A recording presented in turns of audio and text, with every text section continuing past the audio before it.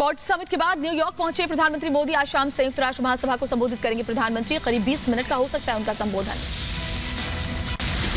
White house में हुई quad देशों की बैठक। प्रधानमंत्री नरेंद्र मोदी के साथ राष्ट्रपति Joe Biden, S Jaishankar, Australia और जापान के सदस्य भी शामिल हुए। पीएम नरेंद्र मोदी ने क्वाड बैठक में संबोधन करते हुए कहा, क्वाड देशों को हिंद प्रशांत क्षेत्र में साथ मिलकर काम करने की जरूरत। दुनिया में शांति स्थापित करने के लिए मिलकर काम करना होगा। हमारा क्वाड एक तरह से फोर्स फॉर ग्लोबल गुड की भूमिका में काम करेगा। मुझे विश्वास है क्वाड में हमारा सहयोग इंडो पैसिफिक में और विश्व में शांति और समृद्धि सुनिश्चित करेगा। प्रधानमंत्री नरेंद्र मोदी ने क्वाड सम्मेलन में कहा कि क्वाड देश दुनिया की बेहतरी के लिए ताकत से काम करेगा और आगे बढ़ेगा। पीएम मोदी ने कहा कि साल 2004 में सुनामी से निपटने के लिए क्वाड देश एकजुट हुए थे। वहीं एक बार फिर कोरोना महामारी से लड़ रही दुनिया की भलाई के लिए क्वाड एक बार फिर सक्रिय हुआ है। क्वाड सम्मेलन में बोले ऑस्ट्रेलिया के प्रधानमंत्री स्कॉट मॉरिसन। कहा, क्वाड में चारों देश लोकतांत्रिक हैं जो वैश्विक व्यवस्था में विश्वास करते हैं, मुक्त और इंडो पैसिफिक क्षेत्र में भरोसा करते हैं। अमेरिकी राष्ट्रपति जो बाइडेन ने क्वाड बैठक को संबोधित करते हुए कहा कि क्वाड में 4 बड़े लोकतांत्रिक देश हैं जिनके बीच सहयोग का लंबा इतिहास रहा है। हम जानते हैं कि लक्ष्य कैसे हासिल किया जाता है।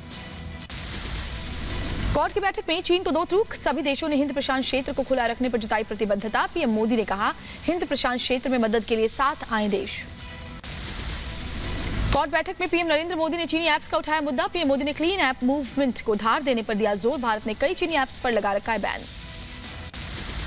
प्रधानमंत्री नरेंद्र मोदी और अमेरिकी राष्ट्रपति जो बाइडेन की व्हाइट हाउस में हुई मुलाकात। दोनों देशों के संबंधों, कोरोना और टेक्नोलॉजी समेत कई मुद्दों पर चर्चा। पीएम मोदी से गर्मजोशी से मिले अमेरिकी राष्ट्रपति जो बाइडेन। कहा, पीएम मोदी को बहुत पहले से जानता हूं। पीएम मोदी ने की अमेरिकी राष्ट्रपति जो बाइडेन की तारीफ। का भारत अमेरिका रिश्तों के लिए आपका विजन प्रेरक। साल 2015-16 में विस्तार से बाइडेन से की थी बात। पीएम मोदी और जो बाइडेन की मुलाकात के दौरान दोनों देशों के बीच संबंधों को मजबूत करने पर हुई बात। इंडो पैसिफिक, कोरोना और जलवायु परिवर्तन भी मुद्दा रहा। पीएम मोदी के साथ बैठक के दौरान अमेरिकी राष्ट्रपति जो बाइडेन ने महात्मा गांधी का भी किया जिक्र। पीएम मोदी ने ट्रस्टीशिप पर उनकी अवधारणाओं को याद किया। कहा, आज दुनिया भर में समय की मांग है ये। जो बाइडेन से मुलाकात के बाद पीएम मोदी ने ट्वीट किया, लिखा, राष्ट्रपति जो बाइडेन से मुलाकात शानदार रही। दोनों देश मिलकर चुनौतियों से लड़ेंगे, कई क्षेत्रों में सहयोग आगे बढ़ाएंगे। मुलाकात के दौरान जो बाइडेन ने अपने मुंबई दौरे का जिक्र करते हुए अनुभवों को साझा किया। कहा, पीएम मोदी के नेतृत्व में भारत अमेरिका संबंधों के विस्तार के बीज बोए गए। दोनों देश मिलकर वैश्विक चुनौतियों का समाधान करने को मदद कर सकते हैं। जो बाइडेन ने अपने संबोधन के दौरान उपराष्ट्रपति कमला हैरिस की भारतीय विरासत का भी जिक्र किया। जो बाइडेन ने कहा, 40 लाख भारतीय अमेरिकी हर दिन अमेरिका को मजबूत बनाते हैं। पीएम मोदी ने कहा, अमेरिका के पास बहुत सी चीजें हैं जिनकी भारत को जरूरत है और भारत के पास ऐसी चीजें हैं जो अमेरिका के लिए उपयोगी साबित हो सकती हैं। मुलाकात के दौरान पीएम मोदी ने जो बाइडेन से भारत आने की अपील की। पीएम मोदी ने कहा, भारत बाइडेन का स्वागत करने को तैयार है। पीएम मोदी का आज भी बड़ा कार्यक्रम ग्लोबल सिटीजन कार्यक्रम के जरिए दुनिया को संबोधित करेंगे। 120 देशों के में होगा इस कार्यक्रम का प्रसारण।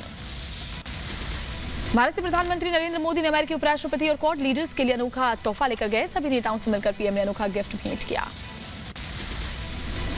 पीएम मोदी ने अमेरिकी उपराष्ट्रपति कमला हैरिस से मुलाकात कर उन्हें उनकी दादाजी की निशानी गिफ्ट की। पीवी गोपालन से जुड़ी पुरानी जानकारी की एक प्रति को लकड़ी का फ्रेम कर भेंट किया। साथ ही वाराणसी में बने गुलाबी मीनाकारी शतरंज सेट को भी तोहफे में दिया।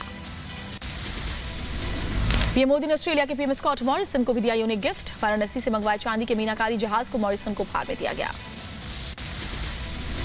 जापान के पीएम योशिहिदे सुगा को भी पीएम मोदी का अनोखा उपहार। राजस्थान के जयपुर में चंदन की लकड़ी से बनी बुद्ध की प्रतिमा भेंट की। क्वाड शिखर सम्मेलन पर चीन की बौखलाहट सामने आई। चीनी विदेश मंत्रालय का बयान। कहा, किसी तीसरे देश को टारगेट करना गलत, ये क्षेत्रीय स्थिरता के खिलाफ। क्वाड शिखर सम्मेलन से तिलमिलाया चीन। चीन की सरकारी मीडिया ग्लोबल टाइम्स ने दी चेतावनी। का अमेरिका ने अपने हितों की रक्षा करने के लिए बनाया क्वाड। भारत, जापान और ऑस्ट्रेलिया अमेरिकी रणनीति के तहत कर रहे काम। ग्लोबल टाइम्स ने दी चेतावनी। का चीन को नुकसान पहुंचाने और एशिया को बांटने में लगा चतुर्भुज चक्रव्यूह। हम अपने हितों की रक्षा करेंगे, बैठक से कोई फर्क नहीं पड़ता। आतंक से जंग में भारत अमेरिका का साझा संकल्प। पीएम मोदी के साथ बैठक में कमला हैरिस की पाकिस्तान को 2 टूक। कहा, आतंकियों की मदद बंद करें। संयुक्त राष्ट्र महासभा में पाकिस्तान की गीदड़ भभकी। इमरान खान ने कहा, दुनिया ने नहीं की तालिबान की मदद तो फिर आतंक का गढ़ बन सकता है अफगानिस्तान। तालिबान को यूएन में शामिल करने की मांग पर अमेरिका का दो टूक जवाब। अमेरिकी विदेश मंत्रालय के प्रवक्ता ने कहा, पहले में मानवाधिकार के वादे को पूरा करे तालिबान। पाकिस्तान के विदेश मंत्री शाह महमूद कुरैशी ने अमेरिकी सीनेटर से बात की, जिसमें अफगानिस्तान के मुद्दे पर चर्चा। शाह महमूद कुरैशी का बयान कहा, शांति और स्थिरता के लिए पाकिस्तान और अमेरिका को मिलकर काम करना चाहिए। अफगानिस्तान में मौजूदा हालात पर संयुक्त राष्ट्र में सुरक्षा परिषद के 5 अस्थायी सदस्यों का मंथन। अफगानिस्तान में समावेशी सरकार की मांग। डिप्टी पीएम मुल्ला बरादर ने किर्गिज के राष्ट्रीय सुरक्षा सलाहकार तलग बेग से मुलाकात की। अफगानिस्तान की नई सरकार का समर्थन करने पर चर्चा, साथ ही मानवीय सहायता और अच्छे संबंध स्थापित करने की भी बात। अफगानिस्तान के हिराटन बंदरगाह से भ्रष्टाचार की तस्वीर सामने आई। तालिबानी आतंकी एक कार के बदले 1000 अफगानी की कर रहे जबरन वसूली। बाल्ख के गवर्नर भ्रष्टाचार से अनजान है। तालिबान के उद्योग और व्यापार मंत्रालय के कार्यवाहक मंत्री बना नूरुद्दीन अजीज। उप प्रधानमंत्री मौलवी अब्दुल सलाम हनफी ने अजीज को नियुक्त किया। पंजशीर प्रांत का रहने वाला बताया जा रहा है अजीज। काबुल की सुरक्षा के लिए तालिबान ने विशेष आयोग का गठन किया। उप प्रधानमंत्री अब्दुल गनी बरादर को बनाया गया अध्यक्ष। अब्दुल गनी बरादर के हाथ में होगा काबुल की सुरक्षा व्यवस्था का जिम्मा।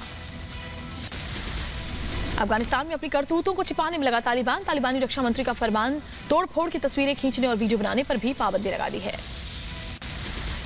अफगानिस्तान के नगरहार प्रांत में विस्फोट, धमाके में 6 लोगों की मौत, मरने वालों में 3 तालिबानी आतंकी। किसी ने भी हमले की जिम्मेदारी अब तक नहीं ली है।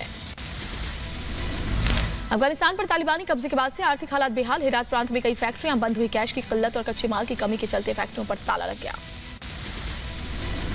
आर्थिक संकट झेल रहे तालिबान की अकलाई ठिकाने, अन्य देशों से संबंध सुधारने की लगाई गुहार। कहा, पड़ोसी देशों से अच्छे रिश्ते हम चाहते हैं। अफगानिस्तान में स्वास्थ्य सुविधाओं की हालत खस्ता है। बुनियादी सुविधाओं और दवाओं की किल्लत से आम लोगों का हाल बेहाल। पिछले कुछ दिनों में कोरोना मरीजों में रिकॉर्ड बढ़ोतरी। अफगानिस्तान में स्वास्थ्य सुविधाओं को लेकर डब्ल्यूएचओ की चेतावनी। कहा, अफगानिस्तान को जल्द से जल्द मदद की जरूरत। अफगानिस्तान में प्राथमिक स्वास्थ्य सेवा ढांचा ढहने की कगार पर। अफगानिस्तान में गहराया मानवीय संकट। संयुक्त राष्ट्र ने मूलभूत सुविधाओं से लेकर स्वास्थ्य सुविधाओं के लिए $5 बिलियन अफगानिस्तान को दिए हैं। ब्रिटिश सांसद बॉब ब्लैकमैन ने दी चेतावनी। कहा, अगर कश्मीर से हटी भारतीय सेना तो कश्मीर में अफगानिस्तान की तरफ से इस्लामिक ताकतें लोकतंत्र को खत्म करेंगी। उत्तराखंड के राज्यसभा सांसद अनिल बलूनी का बड़ा बयान। कहा, हर कांग्रेसी बीजेपी में शामिल होना चाहता है। जल्द हाउसफुल का बोर्ड लगाने की जरूरत पड़ेगी। आप देखिए, आज कांग्रेस के अंदर अगर हरीश रावत जी और एक आध व्यक्ति को छोड़ दिया जाए तो सारे लोग भारतीय जनता पार्टी में आने के लिए ललायित है। हमको तो हाउसफुल का बोर्ड लगाना पड़ रहा है। रक्षा मंत्री राजनाथ सिंह ने की सीएम योगी की तारीफ। का अपराधी सीएम योगी के नाम से थरथराते हैं। आज गोरखपुर और गोंडा का दौरा करेंगे सीएम योगी आदित्यनाथ। गरीब कल्याण दिवस में मेले का करेंगे शुभारंभ। जनसभा को भी करेंगे संबोधित। सीएम योगी आदित्यनाथ आज करेंगे गरीब कल्याण मेले का शुभारंभ। पंडित दीनदयाल उपाध्याय की जयंती के मौके पर यूपी के सभी विकास खंडों में आयोजित होगा ये मेला। भारत के पहले सहकारिता सम्मेलन का आयोजन आज। केंद्रीय गृह मंत्री अमित शाह इसको संबोधित करेंगे। दिल्ली के इंदिरा गांधी इंडोर स्टेडियम में ये कार्यक्रम होगा। असदुद्दीन ओवैसी आज प्रयागराज का दौरा करेंगे। आगामी विधानसभा चुनाव के मद्देनजर कार्यकर्ताओं के साथ होगी बैठक। दिल्ली में स्कूलों को खोलने की मांग को लेकर सीएम केजरीवाल के खिलाफ विरोध प्रदर्शन। आज सीएम ऑफिस का घेराव करेंगे छात्र छात्राओं के माता पिता। उत्तराखंड में आम आदमी पार्टी का एक और चुनावी दांव। आज से पार्टी शुरू करेगी रोजगार गारंटी योजना। मनी लॉन्ड्रिंग केस में आज फिर जैकलिन फर्नांडिस से पूछताछ करेगी ईडी। पहले भी जैकलिन का बयान दर्ज कर चुकी है ईडी।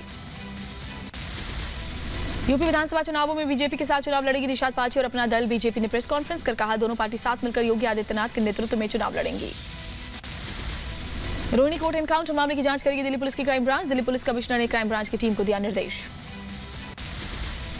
रोहिणी कोर्ट से शूट आउट में नाराज वकीलों ने किया 1 दिन की हड़ताल का ऐलान। कांग्रेस बोली, राजधानी में है जंगल राज।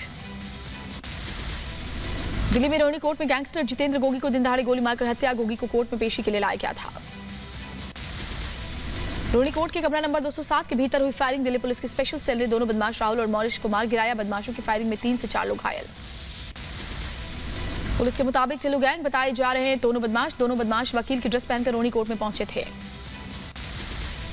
रिपब्लिक भारत पर कोर्ट रूम की फायरिंग की लाइव तस्वीर भी हमने दिखाई थी। वीडियो में हमलावरों पर जवाबी कार्रवाई करते नजर आए पुलिसकर्मी।